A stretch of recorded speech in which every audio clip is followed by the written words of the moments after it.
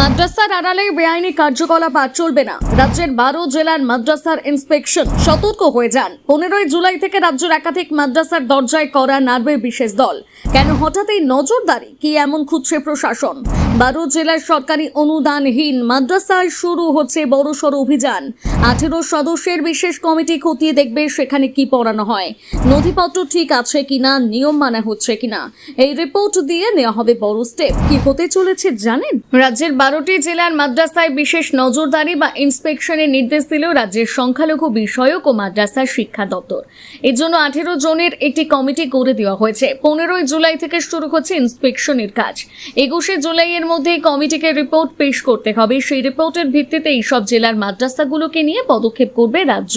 এই 12টি জেলা হলো কোচবিহার, উত্তর দিনাজপুর, মালদহ, মুর্শিদাবাদ, বীরভূম, পশ্চিম মেদিনীপুর, পূর্ব মেদিনীপুর, নদিয়া, হুগলি, হাওড়া, উত্তর ও দক্ষিণ 24 পরগনা। সরকারি নির্দেশিকা অনুযায়ী এই 12 জেলার স্বীকৃত ও অস্বীকৃত উভয় ধরনের অনুদানবিহীন মাদ্রাসাতে ইন্সপেকশন চলবে।